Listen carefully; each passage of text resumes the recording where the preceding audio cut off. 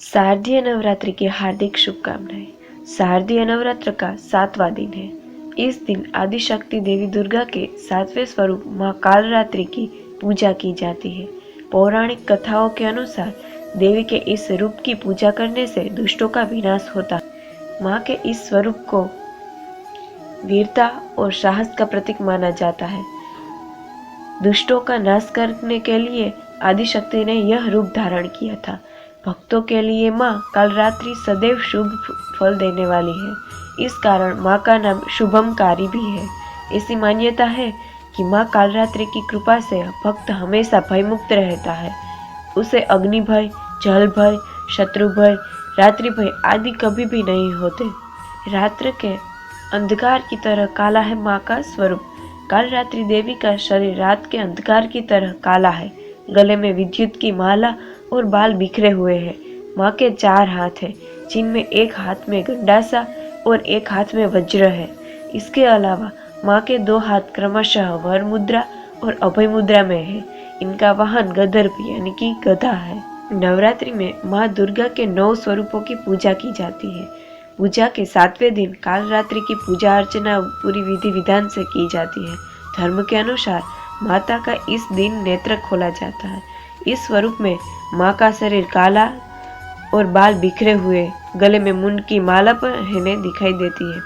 कालरात्रि की पूजा अर्चना काल के बुरे प्रकोप को बचाती है। हिंदू शास्त्र के अनुसार कालरात्रि की उपासना करने से ब्रह्मांड की सारी सिद्धियों के दरवाजे हमेशा के लिए खुल जाते हैं। मां के एक अक्षर का मंत्र कानों में पड़ने से दुरात्मा भी मधुर वाणी बोलने वाला भक्त बन जाता है। नवरात्रि के 7वें दिन से ही महिलाएं माता को 16 श्रृंगार की चीजें चढ़ाना शुरू कर देती है। पौराणिक कथाओं के अनुसार शुंभ, निशुंभ और रक्तबीज जैसे देवताओं का जब अत्याचार बढ़ गया, तब सभी देवताओं को पराजित करने उनके राज्य को छीन लिया। तब सभी देवताओं दानवों की शिकायत लेकर महादेव जी के पास गए। भगवान शिव शंकर ने अपने पास आए हुए सभी देवतागण से उनके आने का कारण पूछा। तब देवता ने रक्तबीज के किए गए अत्याचारों को त्रिलोकीनाथ से कहा सुनाया। यह सुनकर भगवान शिव शंकर ने माता पार्वती से अनुरोध किया कि हे देवी, तुम तुरंत ही उस राक्षस का संहार करके देवताओं को उनके राजभोग वापस दिलाओ। तब देवी पार्वती ने वहां साधना की। माता की साधना से तेज से कालरात्रि उत्पन्न हुई। जब माँ दुर्गा रक्तबीज का वध कर रही थी, उस वक्त रक्तबीज के शरीर से जितना खून धरती पर गिर रहा था, उससे वही सैकड़ों दानवों का उदय हो रहा था। तब माँ दुर्गा ने कालरात्रि से उन राक्षसों को खा जाने के लिए निवेदन किया। तब माँ कालिका रक्तबीज के रक्त को जमीन पर गिरने से पहले ही उसे अपने मुंह में लेना शुरू कर दिया। इस तरह से माँ कालिका रणभूमि में असुरों का गला काटते हुए गले में मुंड की माला पहनने लगी। इसी तरह से रक्तबीज युद्ध में मारा गया और शुंभ निशुंभ को भी माँ काली ने मारा। यह काली का स्वरूप कालरात्रि कहलाया। माँ काली और माँ कालरात्रि में क्या अंतर है? कालरात्रि माता गले में विद्युत की माला धारण करती है। इनके बाल खुले हुए हैं और गदर्भ की सवारी करती है, जबकि काली नरमुंड की माला पहनती है और हाथ में खप्पर और तलवार लेकर चलती है।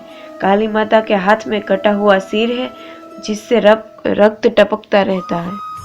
माँ कालरात्रि की पूजा के लिए सुबह 4 से 6 बजे तक का समय उत्तम माना जाता है। इस दिन प्रातः जल्दी स्नान आदि करके माँ की पूजा करते हैं। इसके बाद माँ के समक्ष दीपक प्रज्वलित करें। इस दिन प्रातः जल्दी स्नान आदि करके माँ की पूजा की जाती है। अब फल, फूल, मिष्ठान आदि से विधि पूर्वक माँ कालरात्रि का पूजन करें। पूजा के समय मंत्र जाप करना चाहिए। तत्पश्चात माँ कालरात्रि की आरती करनी चाहिए।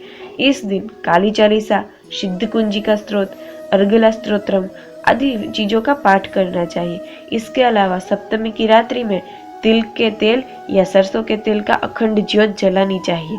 जय माँ कालरात्रि।